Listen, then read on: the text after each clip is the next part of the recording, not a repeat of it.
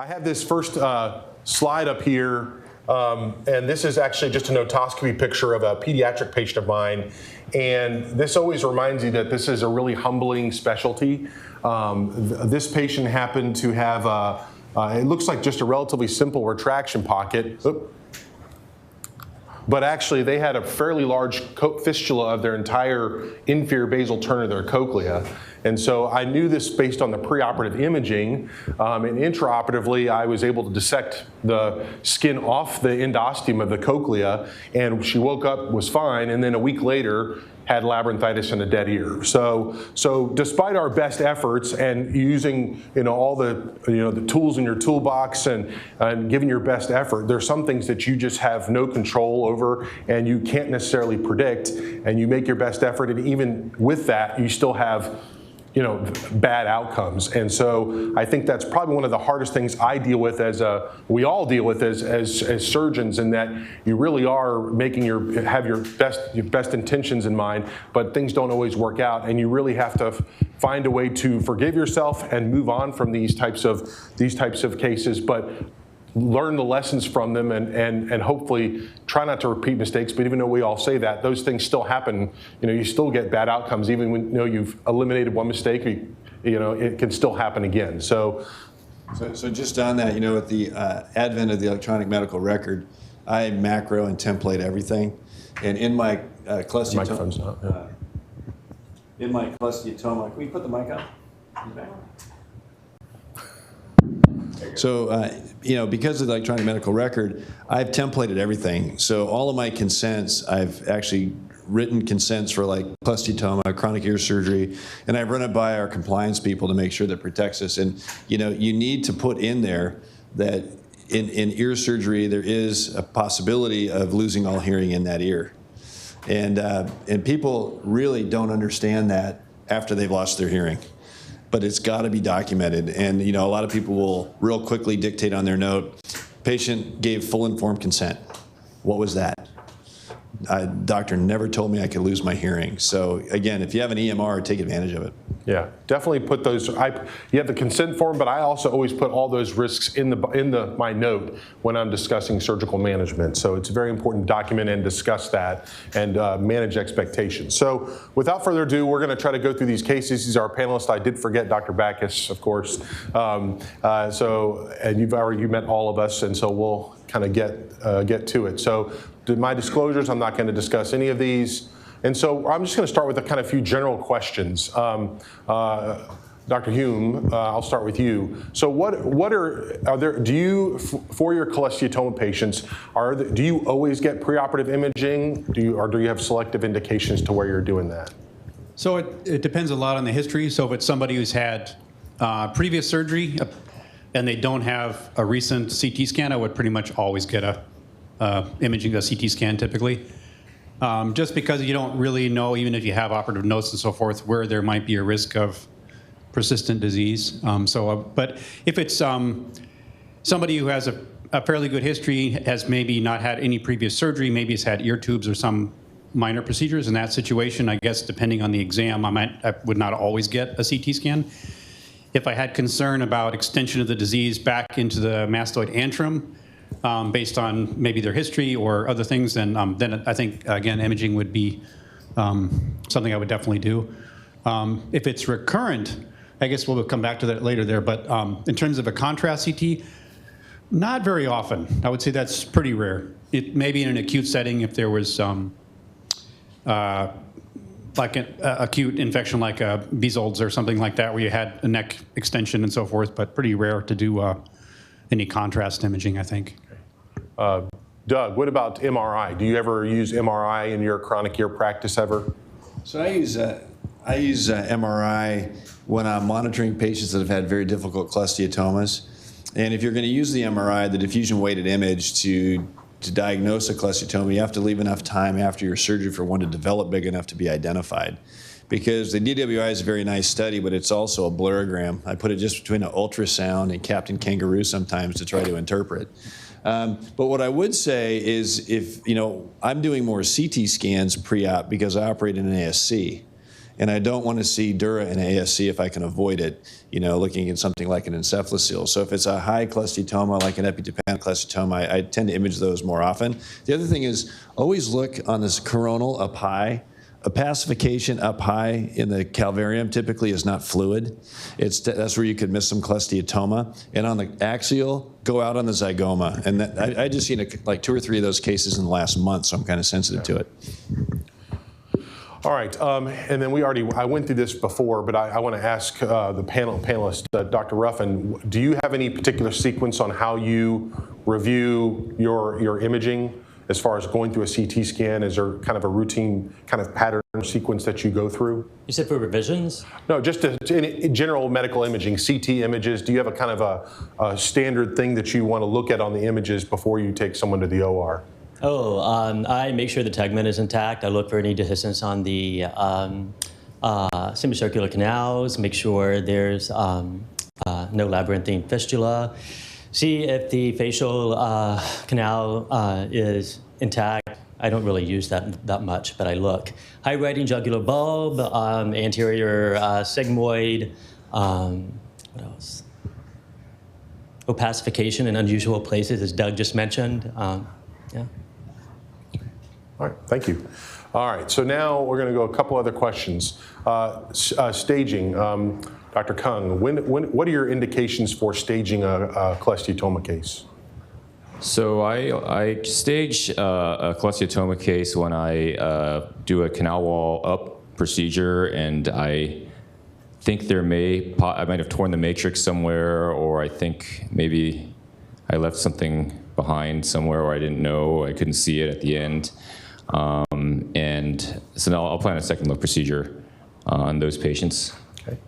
And then as far as, again, I'm just trying to go through generalizations here until we get to the case. Dr. Kolberg, do you have any absolute indications for doing a canal wall down procedure? Well, so if for absolute indications would be, for example, if there's matrix or concern for cholesteatoma on a fistula into the lateral canal or something like that, where it's safer to leave cholesteatoma behind. But I tend to do a lot of canal wall downs for cholesteatoma. So. Okay.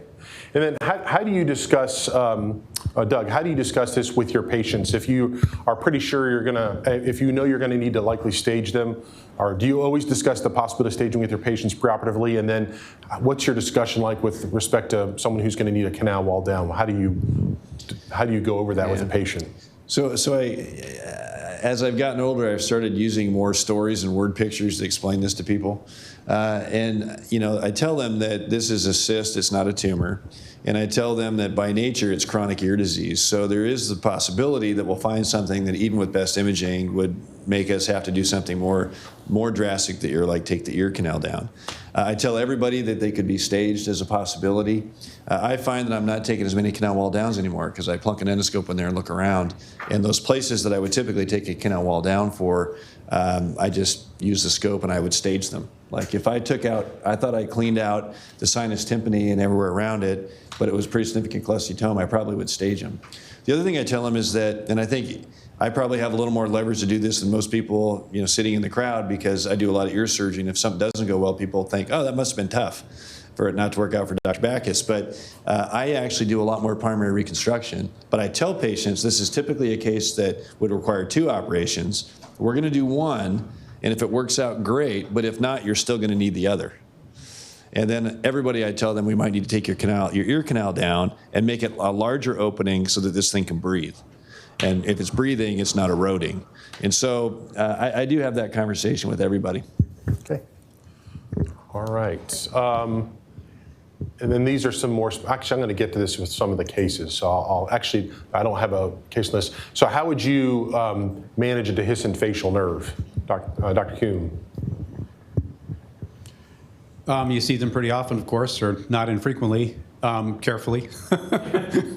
I mean, certainly I think just as we were looking over in the lab yesterday, the key with the facial nerve, I think, is identifying the anatomy and really knowing where the nerve is and being confident that you can dissect carefully along the nerve. So I would say in general, if it's not an inflamed, nasty granulation middle ear, you can pretty safely dissect cholesteatoma off the facial nerve. And so like I said, just carefully.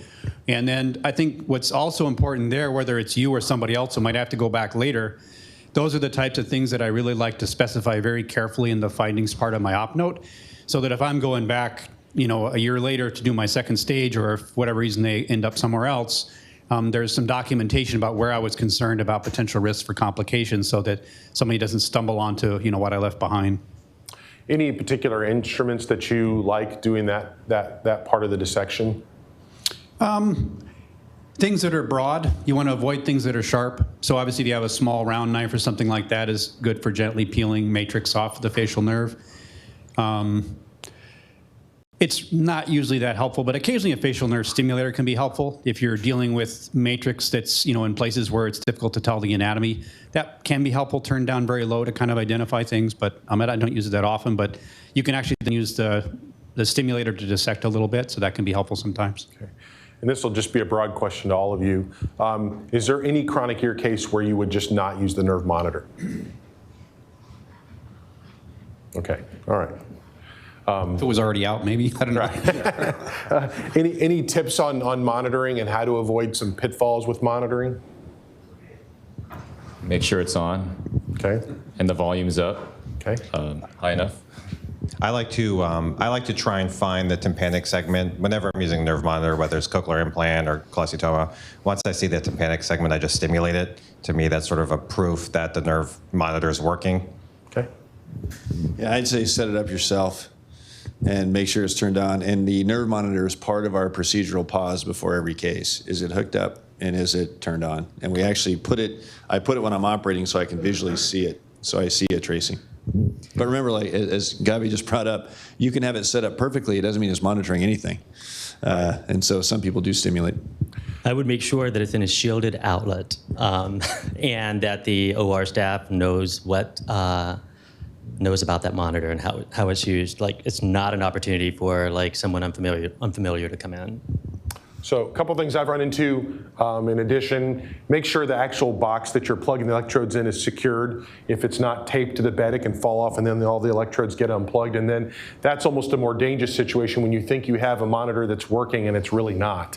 So you may be drilling and trying to open the recess and you run into some soft tissue and think it's mucosa when it's really the nerve, and your monitor is not working, and so you think you have this layer of security and you don't.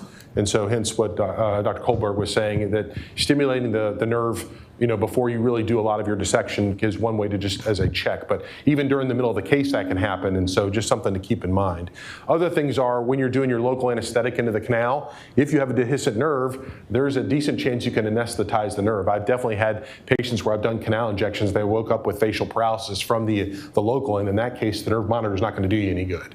The other thing is neuromuscular blockade. I don't know how many times I've been sabotaged with thinking that a patient has not had long-acting muscle relaxants, and turns out they do, and then the nerve monitoring is not going to be effective. If they don't, there was a paper, and I forgot when and where it was published, but that looked at partial neuromuscular blockade. So if they're not completely neuromuscular blockaded, you can still get some responses on the monitor. So just several things to keep in mind. They do that with acoustics all the time. Yeah. They're partially blocked so they don't move out in head pins, and we can monitor them perfectly. All right, so this is case one. So we have a 45-year-old male who's got right hearing loss, has a prior left canal wall down operation. He has no otorrhea, but he has this recurring problem of debris in his attic.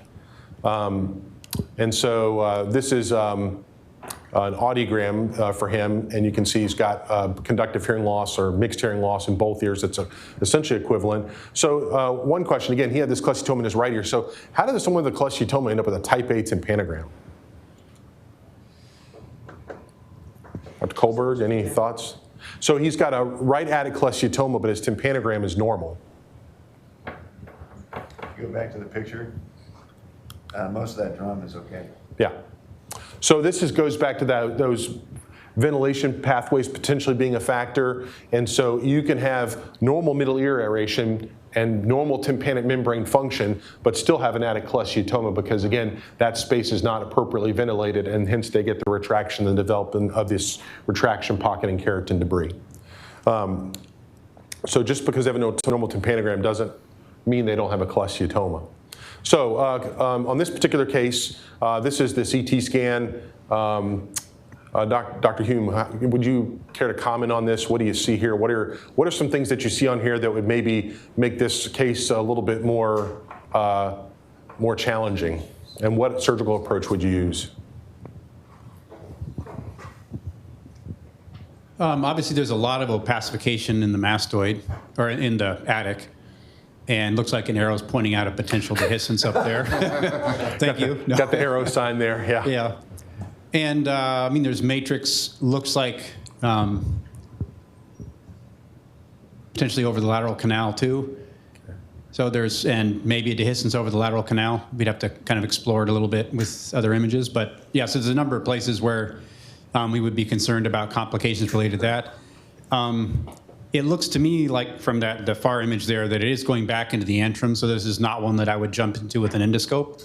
I would pretty much start with a post-auricular approach on this, but assume that actually I might be using an endoscope also to look at some of that stuff up high. And this is where I think with the endoscope, I don't know, I'd be curious what your experience is, but that's the other area that sometimes I feel, because I do a lot of endoscopic cholesteatoma surgery, one area that I think is difficult sometimes to appreciate that anatomy is the relationship of the tegmen when you're dissecting up high posteriorly.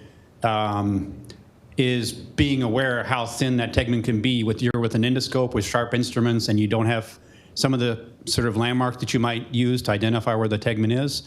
Those are cases to be very careful when you're doing endoscopically, because you could get yourself into trouble if you end up dissecting up on the tegmen and you don't know exactly where you are. So right.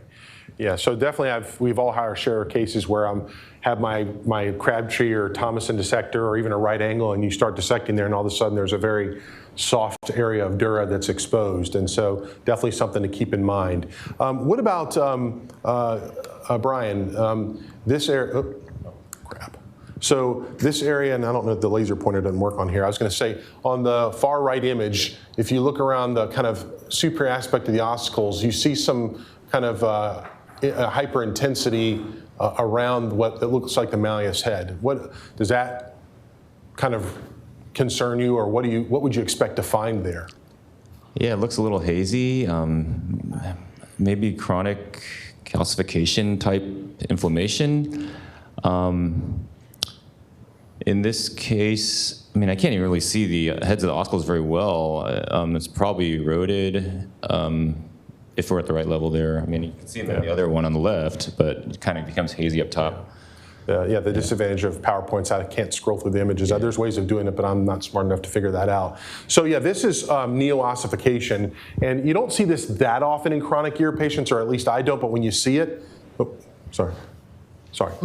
when you see it, it's real. These are really difficult cases, and when you end up going in there, you normally have these spaces around the ossicles. There's either there's matrix there, or there's air, or some granulation. But if there's bone around the ossicles, like in the epitympano and the adductus and antrum, it really completely distorts the anatomy. And I've had cases like this where you have a fairly large semicircular canal fistula, like on this case, and then lateral to that, there's all this new bone formation, and you have to get that stuff out in order to deal with the fistula, because there'll be matrix on either side of that new bone formation. And so this is a case, if I saw this in clinic, okay, I'm like, this is going to take me a good 3 or 4 hours to deal with in the OR, because this is not an easy case, because there's a number of landmines. You have your thin tegmen, you have a fairly large lateral semicircular canal fistula, and you've got neo-ossification. And those are all things that are just a significant challenge to deal with. And I would totally agree with Doug that a chronic ear like this is way more difficult than any lateral skull-based case that we do. So as far as management, say you do have a tegmen defect, Chad, do you have any kind of thoughts or comments on how you would deal with a tegmen defect, whether you made it or it was present intraoperatively from disease? I think you have to consider whether the cholesteatoma is going up under, tunneling under between the dura and the bone. I think neurotologists tend to plug every tegmen defect that they see. Otology more variable. If it's larger, over a couple of millimeters, then you probably want to repair that. Yeah. Okay. All right, and then as far as the lateral semicircular canal fistulas or any fistulas, Doug, how do you manage those, or do you have a kind of a strategy depending on the size, location of it? What is your management of a fistula? So it's interesting. Now, the standard teaching is to exteriorize the fistula, and what I find is if you're very careful in dissection, you can lift up the matrix and see if there is a fibrous layer over the semicircular canal, because oftentimes there will be an inflammatory layer. And I most of these things I'll lift it up and I'll plug them. You know, I don't resurface them, I plug them if I can get the cholesteatoma off, but you really can't violate the endosteum. And if I start seeing the endosteum stick in the cholesteatoma, I take it down and open the canal up. But if you plug them, you neutralize that canal function for its modulation of angular movement, but it still gives you feedback, you know, tonic feedback. So they will have some imbalance, but overall they'll do pretty well. You just have to be prepared for them to be dizzy or out of balance for a couple of weeks. But if that's the only reason to take a canal wall down, I don't. Yeah. Okay. Dr. Kuhn, what is any different strategies on that? I'd say about the same. In fact, I would tend not to take the canal wall down in these people if I could. So obviously that's the value of imaging, especially in this case. What you want to do is really focus on sort of localizing that disease over the lateral canal, so you're kind of leaving that for the very last time. So deal with all the other things first, kind of leave the matrix over that canal so that basically everything is clean. So you can really focus your attention on carefully elevating the matrix, just as Doug was saying. For these, I think also it's important, I'm sure it's functionally plugging them also, but I'll usually kind of insulate them with some cartilage, so I'll put something over the top, because sometimes these people, whether it's canal wall down or canal wall up, when you have this altered anatomy of the canal, they're very susceptible to caloric effects. So if they come back to your clinic and they're getting their ear cleaned, they can get super dizzy with these. So you have these patients where even a little bit of wind in their ear makes them super dizzy. So I think it's helpful to kind of insulate that exposed canal. But I would agree, I'd trend not to try to leave those as canal wall down, because you end up having other problems later. But obviously there's a risk you could give them a dead ear by dissecting the matrix. Yeah, I've actually handled these by, most of the time when I've peeled the matrix off, there's some exceptions, you're usually able to preserve the endosteum. Even if there's like 180 degrees of erosion around the canal, I've oftentimes been able to peel that matrix off very slowly without getting into the endosteum. And then I've honestly just covered with fascia, and then I put bone dust over it, and I don't plug it. And I've fortunately had good results with that in most cases. But so there's a number of different ways to handle this, but I agree that doing this or seeing these is not an automatic indication for canal wall down. And I think if you do a canal wall down, I do think it's important that you cover that fistula somehow, provided there's not skin still on it, so they don't have a significant caloric effect from just environment and just having to clean them every time. I've had some of these patients where they have a fistula that they never really kind of covered it, and then in the clinic they just have a miserable time cleaning them out, especially if you have to use any suction, which is not uncommon. All right, this case number 2. It's a 63-year-old male, has some left intermittent otorrhea, has a left hearing loss subjectively, and has had profound hearing loss in the right ear since childhood. So, always fun, right? So this is his audiogram. He's got a profound hearing loss in that right ear. Left ear, he's got this mixed loss with profound air conduction levels, and then speech discrimination's not ideal. What would be your evaluation in this patient? Would you get imaging? Would you get CT? Would you get MRI? Would you do both, or none of the above? Dr. Kolberg? I would get a CT. I would try and dry up the ear with non-ototoxic methods. And I think that the tough part here is if you're concerned for cholesteatoma or chronic ear disease, you want the ear to be dry. You don't want the patient to lose the hearing in that ear. They could lose it via the disease process itself, or they could lose it because you operate on it and knock out their hearing. Okay. What are some strategies, Brian? What are some in-office strategies that you use to try to dry these ears out, other than like the usual suctioning and drops? Do you use any powders?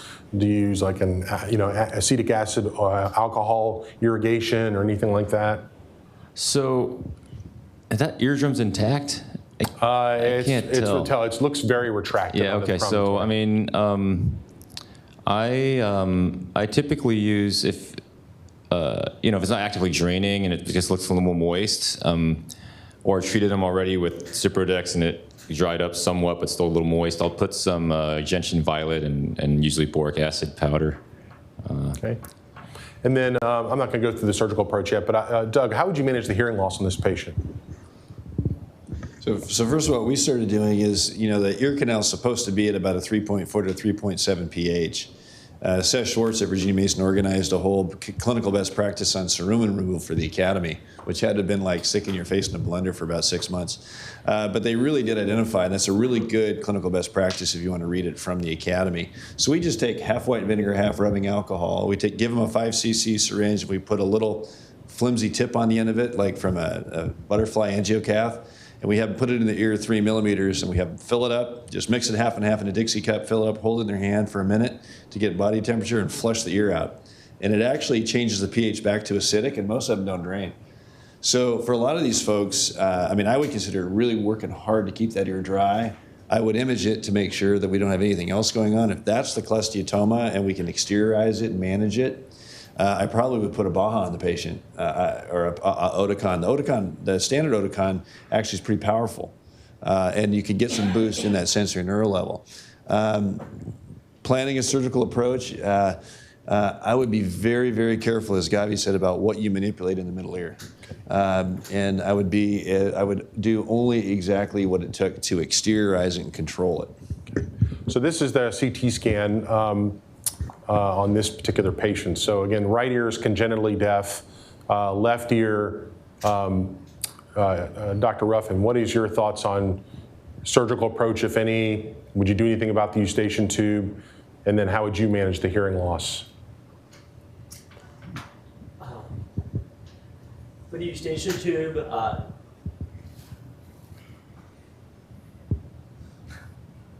it's a terrible case, sorry. Do transcanal, get cholesteatoma out.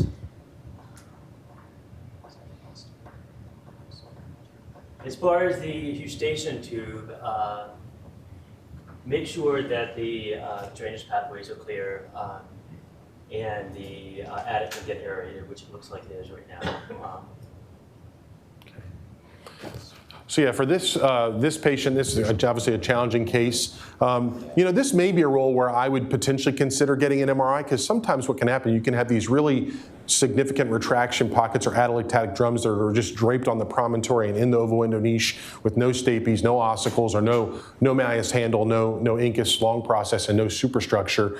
And in reality, all this stuff that's in this little opacification that's in the mastoid on that left side is maybe some post-obstructive fluid or granulation. And so if you use your diffusion-weighted MRI and you have no restricted diffusion there, you may just be able to try to manage this in the office with just powders or the acetic acid and alcohol irrigations, and not mess with this only hearing ear, and put a Baja on or another bone conduction device for them, and just try to kick the can down the road. You also have to warn that if you do operate on it, they're going to have a big hearing loss post-operatively for 4 to 6 weeks as they recover. Right.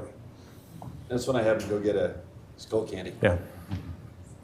All right, case 3. So this is an 85-year-old female. She's had a prior T-tube, no otorrhea, no subjective change in her hearing, or no subjective change in her hearing, and then she's got this left otoscopy picture. Dr. Kolberg, what are your thoughts on what do you think is going on here? Looks like potentially a perforation there with some crusting up above. I guess I would just try and clean it in the office, see what's going on. But 85, she doesn't have a lot of symptoms. I guess I'd be interested to see what the hearing aid is. Probably at that age, less is more. Okay. So this is her audiogram. So not too bad. It's better than mine, and she's got 40 years on me. So as far as evaluation, is this a patient that any of you would do any imaging on, even if you're, kind of manage it conservatively, or is there a role for imaging in this patient? I would. I just, we see what we see. We don't see what we don't. And I agree. I think I do everything I can not to do anything for her, but I want to make sure I'm not neglecting something dangerous. Right. Brian? Yeah, I would. I mean, especially if I can't clean all that crap out of there, I would definitely image her. So yeah. So this is actually. By the way, that, as a full disclosure, we're not endorsing any particular brand of crap, so that's not a conflict with the study. So what you're looking at, this is a right ear, and they have a posterior perforation from the T-tube, and now they've got secondary acquired cholesteatoma that's migrated underneath the anterior pars tensa, underneath the malleus, and there's actually some kind of going superiorly in that anterior isthmus, essentially. And so, you know, again, I agree with everything that's been said as far as management. I tried it because of her age, and you know, you can try to manage these in the office, and I would keep close tabs on them, maybe see them back every 2 to 3 months and see if this secondary acquired is extending further anteriorly or posteriorly, or if they start draining. If there's any signs this thing is progressing, you know, then you may need to change what you're doing, whether it be different medications or powders or drops, or you know, potentially kind of more aggressive debridement if the patient can tolerate it. But these are always challenging. Even if it's in a young, healthy patient, you essentially have to try to peel this off the undersurface of the drum, and if you can't, then you have to cut out that entire segment of drum to make sure you've gotten cleaned it out. And even in the setting of an intact testicular chain, if this is going all medial to the malleus and the ossicles, you have an intact chain that you're probably going to have to disarticulate to manage it. Again, in someone who's otherwise, you know, much younger and healthy, basicody. So one other thing too, it's really interesting to me as I get older how hard it is to sell patients on not operating on them. Yeah. I mean, they want to get operated on, and what I always do now is I say, you know, man, you got kind of a stinker in there, but great news, I don't think we have to do anything with it right now. So don't tell them you're not going to operate on it. Just tell them you're not going to operate it now. Right. That's a good trick. So you got to kind of sell it sometimes. Yeah, I find it's as I've gone along in my career that it's actually pretty easy to talk someone into surgery when it's indicated, but trying to talk someone out of it is much more difficult. And I think Doug's approach of just saying, kind of being more open-ended and saying, right now, let's just keep an eye on things and allow them to kind of process what's going on. A lot of times they're coming in to see someone the first time to kind of discuss the disease process, and they don't know anything about it. And I don't know how many times this happens when a patient with a small tumor acoustic comes in, and I see them and they're like, okay, when can I get this out? I'm like, well, wait a minute. Let's kind of talk this over and go through things. And oftentimes just take a good conversation with them and telling them there's no need to make a decision on something like this right away. There is time, it's not emergent. All right, another case. This is a pediatric patient. I have an 8-year-old female. She's had 4 sets of T-tubes. I think she's had 1 or 2 adenoidectomies. She's had previous sinus surgery. What would you do with this? And I'm gonna go and look at her, show you her audiogram, which that has gotten worse since her audiogram a year ago. And both ears look identical. They both look like this. Is she wearing hearing aids? She has been referred for a hearing aid eval. Dr. Kuhn, what are your thoughts on this? Well, obviously at 8, with all the interventions she's had, I would probably make sure she's had some kind of immunology workup or something to see if there's a systemic reason why her ears look so bad. It looks like she's got bad atelectasis, but I don't see any trapping of any debris. She's got some fluid in there. But essentially, her drum is going to be so atrophic that it doesn't make a lot of sense to put more tubes in there. So I would probably evaluate the systemic things first and make sure she does have amplification for the time being. And if you're convinced that everything else is doing better, maybe at 8, maybe, I don't know when these other procedures were done, but it's possible some of those things were related to childhood illness and, you know, whatever other things that she may have outgrown. So if you manage those, it might be reasonable when she's old enough to do sort of a staged intervention, and and eventually I would want to do a cartilage tympanoplasty when I thought that her eustachian tube was actually working. Would you balloon dilate? No. So one thing I've seen, and there's in patients who are older, I've seen this scenario where they've had a really retracted drum, and then they maybe had a balloon dilation somewhere else, or even if they haven't, one thing I always try to have them do is Valsalva and pop their ears. And what you'll see sometimes, and I've been prepared to talk about balloon eustachian tuboplasty, as soon as they do that, that drum lateralizes immediately. And that's a patient who actually has patchless eustachian tube and they're chronic sniffers. They're sniffing all the time, and over time that drum has become atrophic, and ballooning him is the last thing you want to do. So basically those patients probably just need a cartilage T-plasty if they have significant hearing loss related to it. If they don't, and they're not collecting debris and their hearing's normal, you can also watch a patient like this. Yeah, I think that's really important because I was talking to Alex about this a few weeks ago. I said, when you walk in the room, look at the patient. Just see what they're doing when you walk in the room. And you'll sit there with these people and be like, and you say, do you sniff? No. No. They're like a Labrador looking at a bone. Yeah. And so one of the reasons they do that is that that does create additional tension in that drum and improves conduction a little bit more so through the drum when it's stiffer like that when they sniff in, but it just perpetuates the progressive retraction in atelectasis. So it is these habitual sniffers, so something to look out for, hopefully not glue. And don't call them a habitual sniffer in your note. Yeah. Yeah, now they have access to their notes, so you got to really be careful what you put in the note. So is there any role for imaging in this case? Dr. Ruffin, what are your thoughts about imaging in a patient with this significant atelectasis? If they're not collecting debris, I'm not sure that I would image the patient.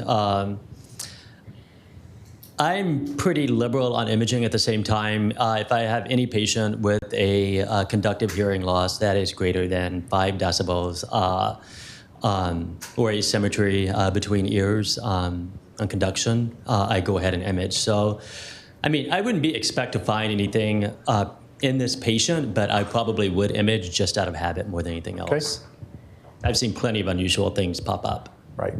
As far as their medical evaluation, Dr. Kuhn, what is your kind of, do you have anything specific that you, when you refer them to immunology or allergy immunology, is there any specific things that you ask for, or do you just leave that to them? I normally just leave that to them, but I'm curious. Yeah, no, I would leave it to them too. I mean, I think you kind of point out the main things we're thinking about for somebody who's had sinus surgery is CF or ciliary dyskinesia, but there could be other types of immunodeficiencies. So again, I leave it up to them to figure out what might be worth looking in. So, you know, one thing that I have seen that's been left out is IgG subclass deficiencies. Right. And so I always, in my note, I say IgG subclass deficiencies and immunological workout by immunology, and they read the note, and they'll usually cover them. Okay. All right. I think this is the last case, last bit of torture for you guys. So this is an 11-year-old female I saw last week. She's had intermittent left foul-smelling otorrhea for years. And then she's had some left ear fullness and progressive hearing loss, no prior history of any surgery or trauma. And again, the otoscopy is not great on here, but on the right side, there's a large crust in the epitympanum, and the more symptomatic ear, also a large crust. It looks like dried drop precipitate, but there's a very large scutum canal defect there with wet squamous debris. So this is her audiogram. So how, and then they screwed up the date on this, so I don't know if that's year 202, was it 2020, is it year 1202? So I think, so what are do you have any particular indications on when you would repeat an audiogram on a patient? Like, with chronic ear patient, they come with an audiogram, how much time, does the patient have to have an audiogram within 6 months? If it's more than a year, do you repeat the audiogram? What are some things that would prompt you to maybe repeat the study? Open and anybody can comment.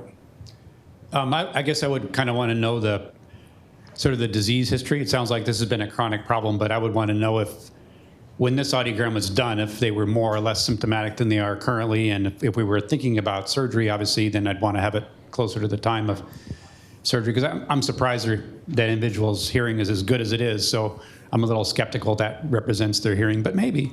Okay. Any other comments? No? Doug? So I think it's what is the patient telling you? Did they have a hearing drop? What does the tuning fork show you? And what does the exam show you? And I tend to like to operate on audiogram, people whose audiogram is within a year, ideally within 6 months. Dr. Ruffin? I was just going to add that patients are terrible judges of how well they're hearing and whether they've had any amount of drops. So I'm pretty liberal on tracking their hearing. Okay, all right. You never get sued for knowing too much, by the way. So we're going to, just because for time's sake, we're going to focus more on the left ear here. So this patient, again, sorry the image is a little bit grainy, but you can see on the left that it's like the world's largest scutum canal defect. So I guess from the panel, again, and there's also one on the right side, but on the left, again, there looks like there may be a little bit of bone left on that canal, but it does go with their exam, and yet there's a very large scutum defect. So the question of the panel is, how would you manage that? Would you try to reconstruct that? Would you try to obliterate that space? In addition, they also have a lateral canal fistula on that side. So what would you do about the canal wall, or what do you do, or how do you manage canal wall defects? Do you have any particular size cutoff, or Dr. Kolberg? Or would you just do a canal wall down? Yeah, I mean, I routinely do canal wall downs for cholesteatoma, but then I reconstruct pretty much all of them with obliterating the mastoid and reconstructing the posterior ear canal. So for this one, it would be not very different from what I usually do. Do you have are there any cases that you've run into where you felt like, yes, I want to do the canal wall down, but I really am not, this was very infiltrative matrix, and I'm not sure I want to obliterate that space because I may have left some disease behind? I have not yet. Okay. No. So one thing, Brennan, is it's a kid, and this is opacified, so be careful. Make sure you open this zygoma when you go in. Even if you take the canal wall down, you don't treat zygomatic disease. And I had a patient that actually had a great operation done, great hair reconstruction. And when you look at the coronal, there was a big bulb up here about 10 years later, and we resected about a 4 centimeter square of the outer cortex of the bone to exteriorize his cholesteatoma. Left the inner table, so he's got a kind of a dent in his head, but that was a cholesteatoma. How do you access that? Can you access it easily through his meatoplasty? Oh, I did it. We did a mid-fossa cranial incision on him and just opened it. Okay. And I didn't do anything to his mastoid cavity. Okay. Great All right. reconstruction, but on exam, you could just see this little piece of hanging white stuff, and I pulled it, it kept coming. So he'd actually gone right up between the plates of bone and the skull. So be really careful. This kid's got disease on the other side. Yeah. So I think you got to create a safe ear on the other side. I probably would take the canal wall down and then think about what we're going to do on the other side. Okay. Any other comments on this? How anybody manage this differently? Okay. All right. And again, this is bilateral cholesteatoma. So a couple of questions related to this. We already talked about lateral canal fistula management. What's your timing of surgery for each ear? Obviously, we all would operate on the worst hearing ear, or the more concerning ear with the fistula. But what how much time would you give for the left ear to heal before going on and dealing with the right ear? I do 6 months usually or so. If I'm just planning one stage, Yeah. like on this one. So I think what I'd really be interested to see is what the hearing is post-op, what I had to do to reconstruct it, and make sure that hearing is rehabilitating on the first side before operating on the second if there's no urgency like otorrhea or symptoms. And in a kid like this, I would really consider getting them into some form of osseointegrated device if there was significant conductive loss on that left side from the first operation. Okay. All right. I think that may be it. Yeah. All right. So it's Thank you.